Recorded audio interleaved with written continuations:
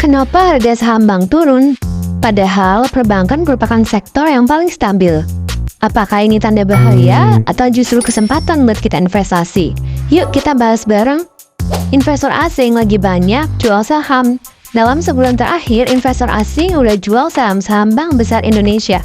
Contohnya BBRI yang terjual sebesar 7,27 triliun rupiah, DMRI sebesar 1,23 triliun rupiah, dan BBNI sekitar 595 miliar rupiah. Ini sebagian besar dipengaruhi oleh pembentukan Danantara, lembaga baru yang akan mengelola bank-bank plat merah, yang membuat investor ragu dengan dampaknya terhadap kinerja perbankan.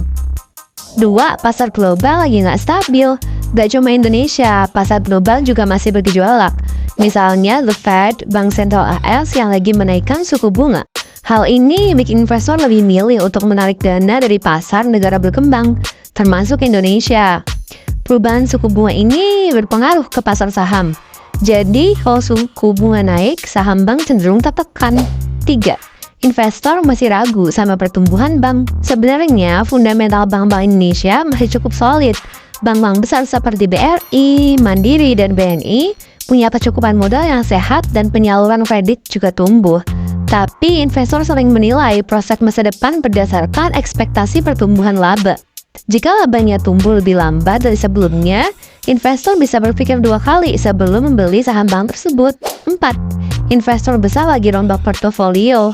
Selain itu, menjelang akhir kuartal atau tahun, investor institusi seperti dana pensiun dan reksadana sering melakukan rebalancing portofolio mereka. Mereka bisa saja mengalihkan dana mereka dari saham bank yang dianggap kurang menjanjikan ke sektor lain yang lebih menarik. Ini menyebabkan adanya tekanan jual di saham-saham perbankan, meskipun sebenarnya kondisi perbankannya masih bagus. Jadi, meskipun harga saham bank turun, bukan berarti perbankannya sedang buruk. Ini bisa jadi momen untuk beli di harga murah, atau bisa jadi investor lagi hati-hati. Kalau kamu yakin prospek perbankan Indonesia tetap bagus, ini bisa jadi kesempatan untuk investasi.